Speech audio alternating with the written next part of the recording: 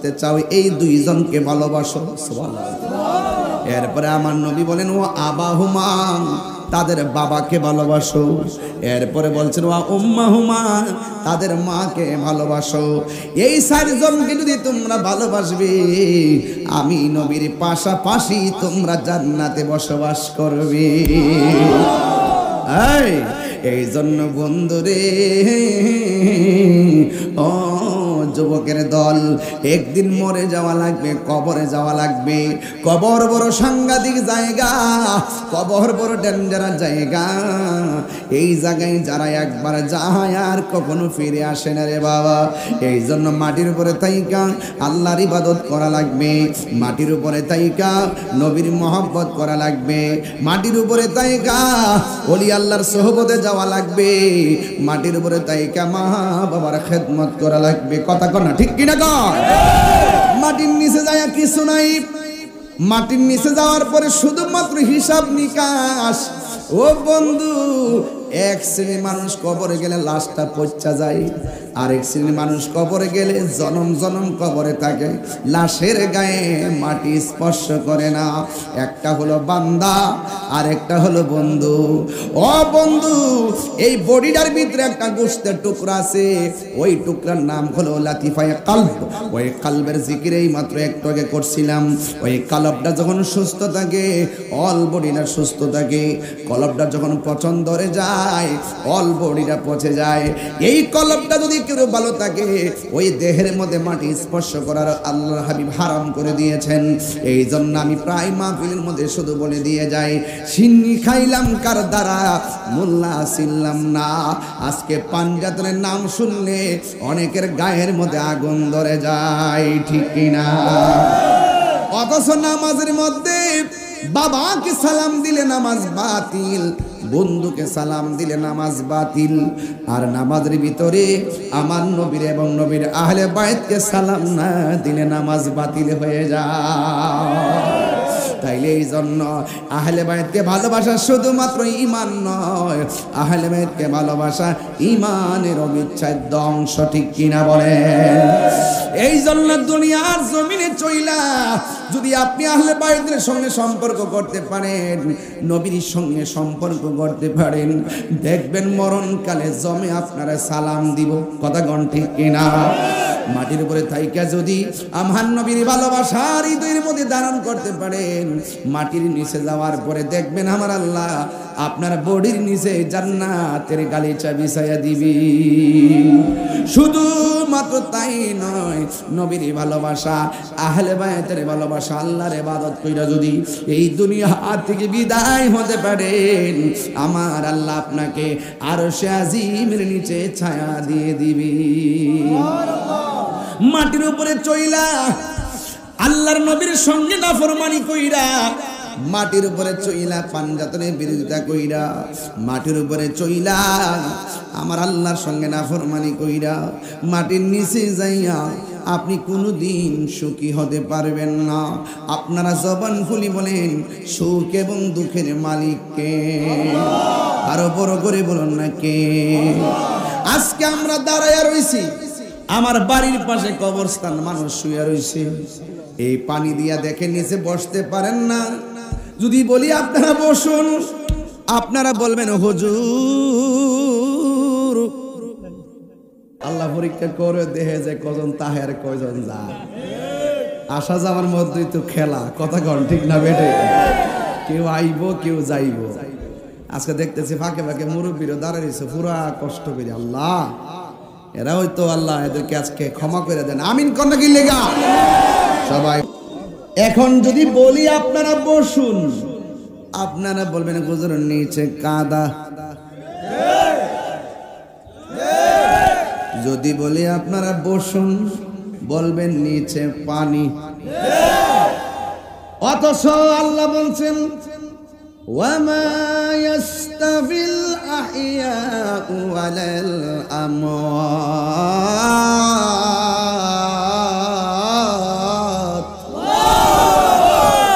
যারা জিন্দা আর যারা মুর্দা, যারা জিন্দা এবং যারা মুর্দা তারা এক না।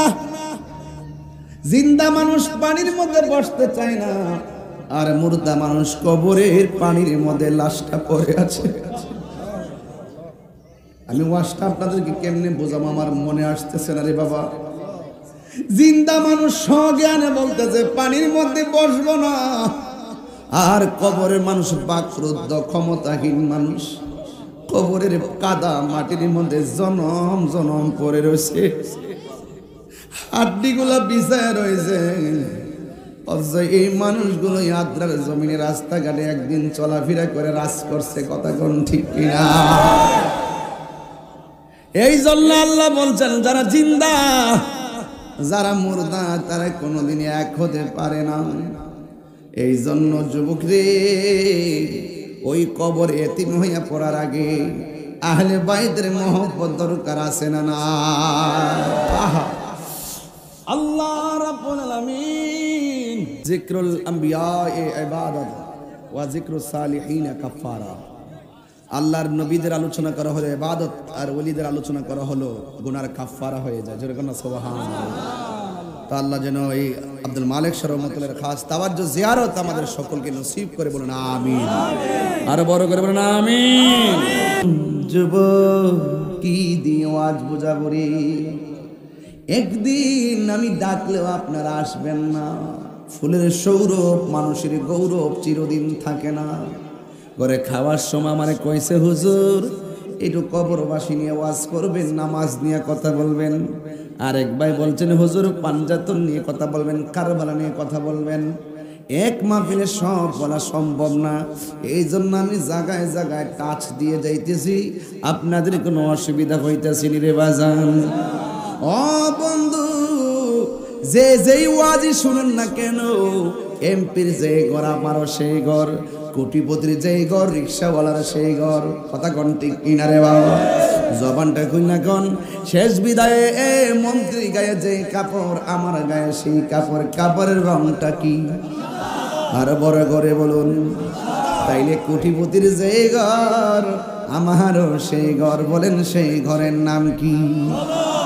ও বন্ধুরি, আমার নবী আপনার নবী রহমাতুল লিল আলামিন বলেছেন কবর কাহার জন্য জান্নাতের বাগান, আবার কবর কাহার জন্য জাহান্নামের গর্ত। এই জাহান্নামটা কেমন জানেন না? জাহান্নামের ভিতরে যদি এই পৃথিবীটা যত বড়, এর চাইতে 70 গুণ বড় একটা পাথর যদি জাহান্নামের গোড়ার মধ্যে ছেড়ে দেয়, ওই পাথরটা জাহান্নামের নিচে যাইতে 500 বছর লাগবে।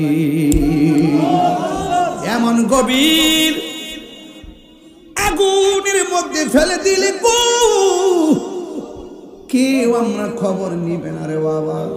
ওই দুনিয়ার আগুনের রং হলো লাল, আর জাহান্নামের আগুনের রং হলো কালো। চিৎকার মেরে কি আল্লাহু আকবার বলা যাবে না? এই জন্য বলছি কবরে যাওয়ার আগে 4টা জিনিস গলার মালা বানাইবা।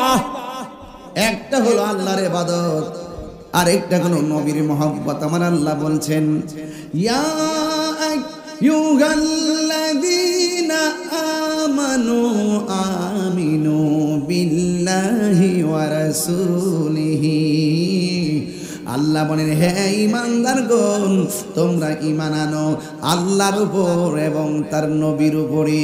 আল্লাহ মানা নবী মানা নয়, নবী মানলেই আল্লাহ মানা হয়। ঠিক কিনা রে বাবা? এই জন্য যুবক কি দিয়ে আওয়াজ বুঝাবো? এই জন্য কবরে যাওয়ার আগে একদম আল্লাহর ইবাদত মনোযোগী হয়ে যাও, নবীর মহব্বত নিয়ে নামাজে দাঁড়ায়া যান। এখন যদি নামাজের কথা বলি, অনেকে বলবেন হুজুর নামাজের কথা কইতেছেন কি লাগা? আরে নামাজের কথা কইতাম না কি লাগা? নামাজের মধ্যে তো সব প্রেমের খেলা, কথা কোন ঠিক কিনা? নামাজ পড়া কপালে দাগ ফলাইলেও কাজ হইব না গো। সুন্নিরা দেহ রাজ্যে বিরাজ করে না, সুন্নিরা রুহের রাজ্যে বিরাজ করি। সুন্নিরা অন্তর রাজ্যে বসত করে, আরে সুন্নিরা মনের তালাশ করে, সুন্নিরা দেহের পূজা করে না, সুন্নিরা আত্মার পূজা করে। কথা কোন ঠিক কিনা? যার অন্তর ঠিক তার সব ঠিক। কথা কোন ঠিক কিনা? অন্তরের খবর জানে একজন, জবান খুলে বলুন তিনি কে? এই জন্য আমার যুবক ভাইরা, মদিনা শুধুমাত্র ওয়ার্ল্ড মানচিত্রে একটা চিত্র নয়, মদিনা হলো ইমানদারের প্রেমের চেতনার জায়গা। ঠিক কিনা? এই জন্য যুবক, আমার নবী, আপনার নবী রহমাতুল লিল আলামিন বলেন, উম্মত, একটা মানুষ যখন মরণের ঘাটে চলে যায় সে বড় অসহায় হয়ে যায়। একটা মানুষ যখন কবরে চলে যায় ওই মানুষটা অসহায় হয়ে যায়। এই মানুষটা বড় অসহায়। আইসিইউতে রোগী দেখলে বোঝা যায় কোটি টাকা দিলেও কাজ হবে না। শ্বাসটার কত দাম রে, এখন আমি কেমনে টান মারি? যদি আর 10টা বছর আমার বাড়ি দেয়, 1000 চেষ্টা করলেও এই টান আমি দিতে পারবো না। জবান খুলে গং, দেওয়ার মালিককে, নেওয়ার মালিককে। এই জন্য অহংকার করার কোনো সুযোগ নাই। আল্লাহ রাব্বুল আলামিন বলেন, লা তামশি ফিল আরদি মারহা, জমিনের মধ্যে অহংকার করে চলাফেরা করো না। ইন্নাল্লাহা লা ইউহিব্বুল মুতাকাব্বিরিন, আল্লাহ রাব্বুল আলামিন অহংকারকারীকে পছন্দ করে না। এই জন্য তোমার চাইতে আমার চাইতে বড় পালোয়ান ছিল নমরুদ্দা। নমরুদ্দা বড় পালোয়ান ছিল, ফেরাউন্না বড় পালোয়ান ছিল। নমরুদ্দারে মারতে যায় ল্যাংড়া মশা, আর ফেরাউন্নারে মারতে যায় নদীর মাঝখানে। কথা কোন ঠিক কিনা? আর আবু জাহিলারে মারতে যায় বড় সৈনিক লাগাই নাই, ছোট্ট 2টা বাচ্চা। যুগে যুগে যুগে যুগে নাফরমানদের পরাজয় হয়েছে তুচ্ছভাবে, আর প্রেমিকদের বিজয় হয়েছে রহমতের দ্বারায়। ঠিক কিনা? এই জন্য আমার নবী কয়, যখন মানুষের মৃত্যুর ঘাটে যায়, আজরাইল যখন তার টাচ করে, জীবন্ত বকরি গায়ে থেকে চামড়া তুললে যত কষ্ট হয়, ওই সময় মৃত্যুর সময় কেমন কষ্ট হয় জানোনি? ওই জীবন্ত বকরি গায়ে থেকে চামড়া তুলতে যেমন কষ্ট, রুহুটা যখন আজরাইলে ধরবে এর চাইতে বেশি কষ্ট হবে। দেখেন না, 1 মিনিট নাকটারে আর মুখটারে বন্ধ করে রাখতে পারি না, দমটা বেরিয়ে যায়। আর আজরাইলে যখন আদ্রা গ্রামের ঘরের দরজার মধ্যে দাঁড়াইব, পা থাকবে জমিনে, মাথা থাকবে আসমানে, হা কইরা দাঁড়াইয়া যাইব। আমার নবী বলেন, রূহ নেওয়ার সময় তো কষ্ট আছেই, এর চাইতে বড় কষ্ট হলো সাকরাতুল মাউত। এখন বলেন, হুজুর সাকরাতুল মাউতের কষ্টটা কি? এই সাকরাতুল মাউতের কষ্ট মানে হলো রূহটা নেওয়ার আগে একটা তৈস্তারণা শুরু হবে। আজরাইলের দাও খাইয়া রক্তগুলো পানি হয়ে যাবে। আজরাইলের দাও খাইয়া হাড্ডিগুলো টাস টাস করে খুলে যাবে। আজরাইলের দাও খাইয়া রগগুলা চিরা যাইব গো। ডাইনে বন্ধু বসা কোনো উপকার করতে পারবে না, বামে আমার মা বসা টেরও পাবে না, বন্ধু বান্ধব সব পাশে বসা কোনো উপায় নাই। আমার নবী বলেন, আজরাইলের দাও খাওয়ার পরে গলাটা এমন ভাবে শুকায়া যাবে, একদম 7 সমুদ্র 13 নদীর পানি যদি মুখের মধ্যে ঢেলে দেই, এক ফোঁটা তৃষ্ণাও সে মিঠা হবে না রে বাবা। এই জন্য আমরা সব সময় বলবো, আল্লাহ মরণের আযাব আমরা সহ্য করতে পারবো না। ও আল্লাহ, কৈশোরে নবী না পাই দুঃখ নাই, যৌবনে নবী না পায় দুঃখ নাই, বার্ধক্যকালে নবী না পায় দুঃখ নাই, কিন্তু যেই দিনে মরণ দিবা সেই দিন আমার নবীর দিদার সারা আমরা রে মরণ দিও না। আমরা নবীর দিদার চাই কি চাই না? আরে হাত তুলে গোনা চাই কি চাই না? আমার নবী মাহফিলটা দেখার ক্ষমতা আছে না নাই? আমার নবী আশিকের ঘরে আছে না নাই? আমার নবীর দেখলে গুনাহ হয় না, গুনাহ মাফ হয়। এই জন্য যুবক আমি বলছি, হায়রে আদ্রার বন্ধু নিঃশ্বাসের কোনো বিশ্বাস, যেই কোনো মুহূর্তে আজরাইল আসতে পারে কি পারে না? আজরাইলের পিছনে পিছনে ঘুরতেছে রে বাবা, যেই কোনো মুহূর্তে পিছনে ঘুরবে, ধাপ মেরে তোমাকে ধরে ফেলাবি। এই জন্য মরণ যন্ত্রণা বড় কঠিন। এই জন্য আমার বন্ধু আল্লাহ রাব্বুল আলামিন কোরআনের মধ্যে বলে দিয়েছেন, মিনহা খলাকনাকুম ওয়া ফিহা নুঈদুকুম ওয়া মিনহা নুখরিজুকুম তারাতান উখরা। সবাই বলেন মিনহা وفيها نعيدكم ومنها نخرجكم تارة أخرى। হায়াত এবং মৌতের মালিক কে? আল্লাহ বলেন কবরে যে কেমন কেমন যন্ত্রণা পৃথিবীর কোনো মানুষ জানে না, কিন্তু আমি আল্লাহ যারে ইচ্ছা করি তারে কবরে আযাব দেখার ক্ষমতা দান করি।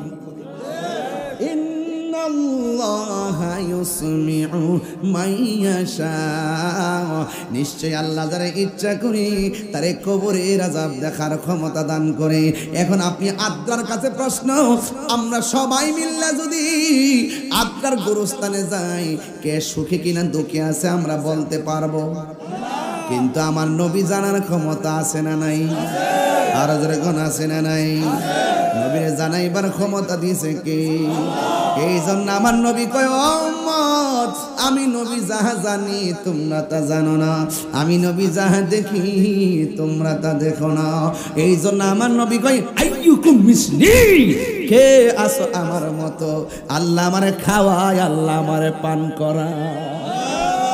মৌলবী সাবধানে কথা কই, এই মৌলবী সাবধানে কথা কই।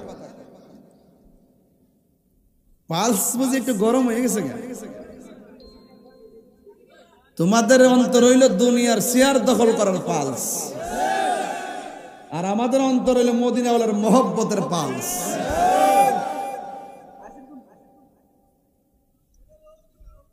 কথা কোন ঠিক কিনা? তাহলে এদের সাথে কি আমাদের মিলবে? আমরা দুনিয়াদারির জন্য চাই না, আমরা আমার নবীর মহব্বতের দেওয়ানা। কথা বলেন ঠিক না বেডে? খবরদার, কবরে নবী ছাড়া কোনো আপন নবী। কবরে কি ছবি দেখাইব না সশরীরে? অনেকে কয় কবর বেলে নবীর ছবি দেখাইব, আর দুনিয়াতে ফতুয়া দেয় ছবি তোলা হারাম। দুনিয়াতে ফতুয়া দেয় ছবি তোলা হারাম, আবার এর কবরে নবীর ছবি দেখাইব। আবার বলে কবর থেকে বলে রাস্তা করে দিব মদিনা পর্যন্ত, এখান থেকে বলে নবীরে দেখবো। বাবার বাবা মানিক মিয়া মারা যাওয়ার পরে এমন ফ্লোর পাওয়ার বাড়ছো, আদ্রা থেকে মদিনা দেখবো, আর নবী দেহে কইলে আগুন দিয়ে যাবে। এদের হালকা একটা ডায়লগ হইলো, এই এরা হলো জুতা চোর তো অনেক ভালো, ওরা ইমান চোর, দরবারের গরু চোর। কথা কোন ঠিক কিনা? বাটা জুতা চোর, আম চোর।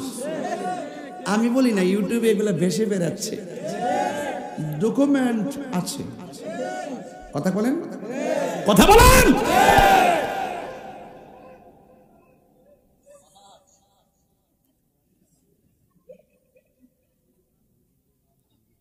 যাক, আজকে আমি গরম হব না। আমি অনেক ঠান্ডা মাথায় ওয়াজ করতেছি আজকে, মনে হয় বহুত দিন পরে। কষ্ট হচ্ছে আপনাদের? কষ্ট হচ্ছে? এখন আপনারা বলুন, ইবাদত পাওয়ার মালিক কে? ও বন্ধু, আল্লাহ কয়, হে ইমানদারগণ, তোমরা ঈমান আনো আমি আল্লাহর উপরে এবং নবীর উপরে। কে মানতে চাই কি চাই না? আল্লাহকে দুইজন নাই একজন।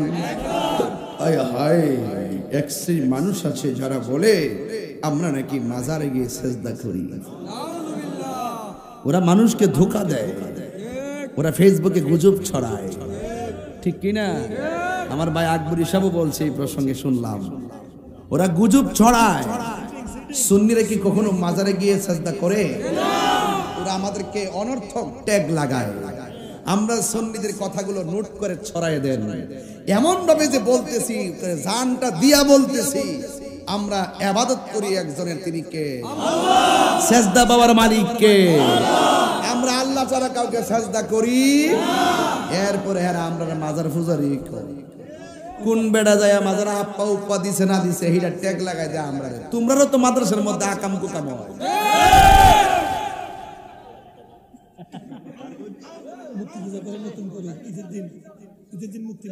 ঠিক কি না বলেন?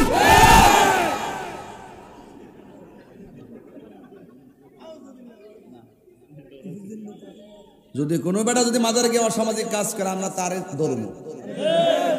মাথা বেদনা হচ্ছে দিকে গলা কেটে ফেলে দেবো, মাথা বেদনা হইলে মাথা বেদনার ওষুধ কামো ইদ্রিত।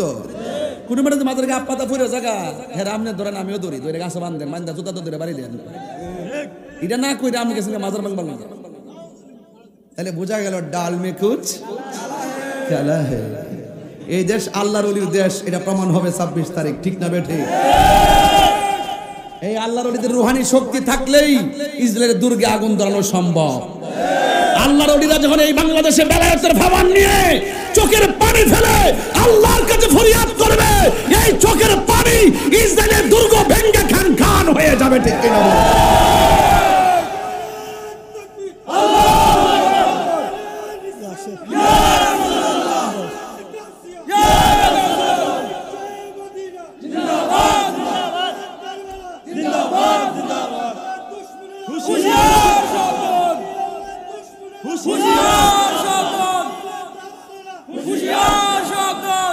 অন্তরে মুনাফিকি রেখা দুশ্মনকে শেষ করুন যাইব। মোমেন হলে অস্ত্র লাগে না, একটু হাত তুললেই চলে। এটার নাম হলো রুহানি শক্তি, আধ্যাত্মিক শক্তি। আব্দুল মালিক রহমতুল্লাহকে জিজ্ঞাসা করি, ও আব্দুল মালিক রহমতুল্লাহ, আসার পরে শুনতেছি আপনার তারিফ গুণগান, কারণটা কি? তিনি বলেন, আমি আমার জীবনটা মদিনাওয়ালার প্রেমে কুরবান করে দিয়েছি, এই জন্য আমি চলে যাওয়ার পরেও আমার নামে ঢঙ্কা বাজতেছে। কথা বলেন ঠিক কিনা? বাগদাদি হুজুরকে জিজ্ঞাসা করে, ও বাগদাদি হুজুর, আপনার এত শান মান শানদার কেন? তিনি বলেন, আমি আমার জীবনকে রাহমাতুল লিল আলামিনের নূরানি কদম মুবারকে আমি কুরবান করে দিয়েছি, এই জন্য আমি চলে যাওয়ার পরেও আমার রওজা জিন্দা হয়েছে। ঠিক কি না বলেন? আপনাদেরকে আর কষ্ট দিব না, এখন শেষ করে দিব। আপনাদের কষ্ট দেখলে আমার মায়া লাগে। আমি তো বাজার মায়ার মানুষ নাকি আমি কঠিন মানুষ? আর কত আল্লাহু আকবার জোরে কোন কেন? বাবাজান, বাবাজান, জিকির হবে তো ইনশাআল্লাহ? আল্লাহ কবুল করুক। স্টেজে বসছি 1 ঘন্টা হয়ে গেছে, মনে হয়েছে যে কেবলমাত্র আইলাম। এই আমার সমস্যাটা এইটা, ওই কেমন যেন টাইম জায়গা ফুলা বানাতে ফুসে না। 2 ঘন্টা করলো, আর একটু করুন না, যে করে হ্যাঁ না বুঝে কমাসে বছর যায়। আমি চিল্লে 2 ঘন্টা গেছে আমার জীবন থেকে যেমন সত্য, আপনারা চুপ করে হারে রুচি 2 ঘন্টা গেছে, এটাও সত্য। আকে দা আমার একটু বাস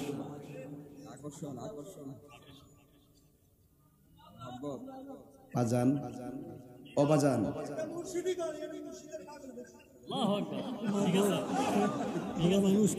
বন্ধ করস না, কইতাছি তো। পাগল পাগলের যাতে পড়ছে সব বলে নবীর ফেমের পাগল।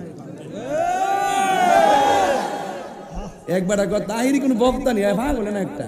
আমি কি আলহামদুলিল্লাহ যে কইছি এর 500 টাকা দে, পাগল হইতে তো লাভ আছে, ঠিক নিও। এটা কি আমার দিছে? আমার আঙ্গুলে আসান দিতাম, আমার 1000 টাকা আগে জ্বালাইছে। মানুষে শুনছি যে বকশিস পরে দে, ইহা নদী বকশিস আগে দে, তোর ইচ্ছা মতো বকশিস লইয়া ডাইরেক্ট জায়গা। এটা একটু কষ্ট হইতেছে মনে হয় আমার কাছে নাকি? দলিলের বাইরে কোনো কথা বলছি? হ্যাঁ, দলিলের বাইরে কোনো কথা বলছি? ভাল লাগেনি? এই শান্তি লাগেনি? এই জন্য বাড়িতে পাগল যদি আয়া সোলা টোলা ফিন দেয় আর দমক দেন না। রসুল বলছেন ম্যাক্সিমাম কুতুবের চলাফেরা এরকম।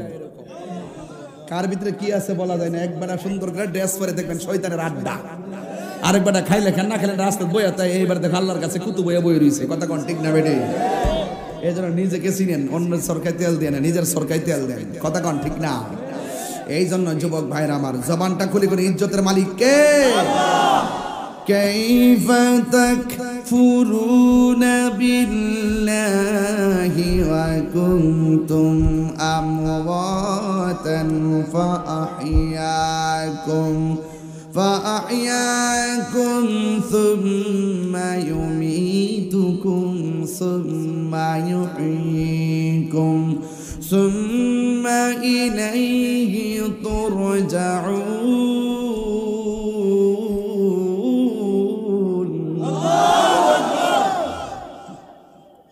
ঘোষণাকার আমি ছিলাম নিষ্প্রাণ, এক ফোঁটা পানিটারে রক্ত বানাইছে কে? এই রক্তটাকে গোশতের টুকরা বানাইছে কে? এই গোশতের টুকরার ভিতরে হাড্ডি ঢুকাইয়া শক্ত বানাইছে কে? শ্বাস ফালাইবার ক্ষমতা দিছে কে? এই জন্য আল্লাহ বলছেন ঈমান আনো আমি আল্লাহর উপরে। কেন? আমি হলাম তোমাদের রব। তোমার জীবন, তোমাদের মরণ, তোমাদের কুরবানি, তোমাদের নামাজ সব আমি আল্লাহর জন্য।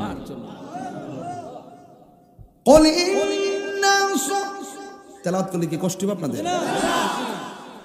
قل إن صلاتي ونسكي ومحياي ومماتي لله رب العالمين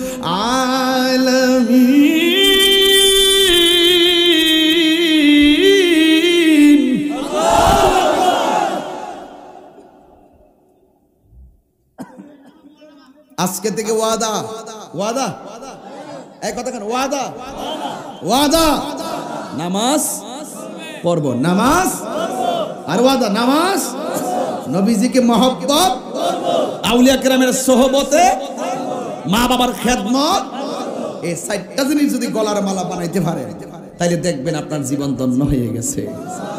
আর বড় করে কোন সুবহানাল্লাহ গণ। এই জন্য আমি ছিলাম নিষ্প্রাণ। নিষ্প্রাণ, নিষ্প্রাণকে সজীব করেছে কে? প্রাণ দিয়েছে কে? আল্লাহ দিয়েছেন। এই জন্য সবকিছুর পুঙ্খানুপুঙ্খানু হিসাব আমার আল্লাহ গ্রহণ করবেন। এই জন্য আমরা ইবাদত করি একজনে, তিনি কে? যারা বলে আমরা আল্লাহ ছাড়া কাউকে সিজদা করি তারা মিথ্যা বলেছে, তারা যুগে যুগে ধোঁকাবাজ। কথা কোন ঠিক না বেটি? ওরা যখন যে দলাইব এদের লোকে মিল্লা জিল্লা চলবো, সবচেয়ে সুবিধা ভোগ করবে তারা। ট্যাগ লাগাই সুন্নিদেরকে। কথা কোন ঠিক না বেটি? সুন্নিরা ট্যাগের রাজনীতি করে না, সুন্নিরা মদিনা ওয়ালার প্রেমের রাজনীতি করে। হ্যাঁ, তবে সুন্নিদের সময় এসেছে, আমরা বুঝতে পেরেছি আমরা আর ডানে বামে যাওয়া যাবে না। আমরা সুন্নিদের একটা প্ল্যাটফর্ম তৈরি করতে হবে। কেন? আল্লাহর ওলিদের আদর্শকে রক্ষার জন্য। কথা বলেন ঠিক কি না বলেন? আল্লাহ যেন আমাদের সকলকে বোঝার তৌফিক দান করে। আর আমিন। বাজার, ও বাজার, এই ওয়াজের পরে একটা আপনারা জানেন কথাটা বলে ফেলি। ছেলেরা, কি আশ্চর্য, তুমি মহিলার ক্লিপ লাগাইছো, কি আশ্চর্য। মান তাশাব্বাহা বিকওমিন ফাহুয়া মিনহুম। হাদিস শরীফে আছে তিনি নারীদের সাজে সেজন্য। পুরুষকে বলা হয়েছে মহিলার সাজে সেজন্য, নারীদেরকে বলা হয়েছে পুরুষের সাজে সেজন্য। যারা এইরকম সাজে তাদের উপর অভিশাপ। তাড়াতাড়ি মাথার ক্লিপ খুলে ফেলো, এটা ভালো লক্ষণ নয়। শুনেন, আজকে দোয়ার পরে আপনারা জানেন ভারতে ওয়াকফ করা যত সম্পত্তি ছিল এগুলো মুসলমানরা আল্লাহর রাস্তায় ওয়াকফ করছে, মুসলমানরা এই প্রতিষ্ঠানটা দেখাশোনা করছে, ঠিক নেই? এই গত কয়েকদিন আগে একটা ওই ওয়াকফ বিলটা সংশোধন করতে যায় এরকম ভাবে করছে, এখন থেকে যদি কোনো প্রতিষ্ঠানে কিছু ওয়াকফ করা হয় মুসলমানদের সাথে হিন্দু ও দুইজন রাখতে হবে। এটা আমি মনে করি কালো আইন। এটা কি আইন? এই কালো আইনের বিরুদ্ধে আমরা প্রতিবাদ করব। আমরা মনে করি এই আইন যদি বাস্তবায়ন হয়, যদি ওই অন্য ধর্মের লোক যদি আমাদের মুসলমানদের প্রতিষ্ঠানে ঢুকে, তাহলে তাদের আধিপত্য বিস্তার করতে বলে আমাদের সন্দেহ, কথা বলেন ঠিক কিনা? আজকে আবার শুনেছি ওই আইনটা নাকি স্থগিত করছে। আমরা স্থগিত করছে মানে কি, যখন মুসলমানদের পালসে আগুন ধরে গেছে তখন এটা একটু স্থগিত করে আমাদেরকে ঠান্ডা করছে। আমরা একদম পুরোপুরি এই আইনটাকে বাতিল করতে চাই, কথা বলেন ঠিক কিনা? সংশোধনী বাতিল, আগে যা ছিল তাই থাকবে। মুসলমানদের এতিমখানা, মাদ্রাসা, মসজিদ যা আছে এটা মুসলমানদের মধ্যে থাকবে। এর দ্বারা দিনের খেদমত হবে, এতিমদের খেদমত হবে, সমাজের খেদমত হবে, কথা বলেন ঠিক কিনা? এখন আমি এই ওয়াজের দোয়ার পরে আপনাদেরকে নিয়ে রাস্তায় একটা মিছিল দিব। ব্যানারটা কই, কোন দিকে যাবো আমরা? এই রাস্তা যাবো না? এই রাস্তা যাবো ইনশাল্লাহ। এটা আমার দাওয়াতে মানে বাংলাদেশের পক্ষ থেকে আপনাদেরকে দাওয়াত করলাম। আমরা এই প্রতিবাদটা করব, পাশাপাশি ইসরায়েলের আগ্রাসনের বিরুদ্ধে আমরা প্রতিবাদ করব এবং এই দুইটার প্রতিবাদ স্বরূপ আমরা 26 তারিখে একত্রিত হওয়ার ঐক্যবদ্ধ একটা মিশন তৈরি করবো, কথা বলেন ঠিক কিনা? সারা পৃথিবীর মুসলমান একটা দেহের মতন। আমি আবার বলছি, অন্যান্য গণনার মানুষগুলো আমাদেরকে মাইনাস করে দেয়, কিন্তু আমরা মাইনাস করব না। কিছু কিছু ইস্যুতে আমরা সব এক হইতে দিব, কথা বলেন ঠিক না বেটি? আপনাদের সঙ্গে আমাদের আকীদার যে দূরত্ব আছে এগুলো আমরা বৈশা সমাধান করবো, যদি রাজি থাকেন। আমরা রাজি আছি। সুন্নিরা কি রাজি আছেন? রাজি আছেন?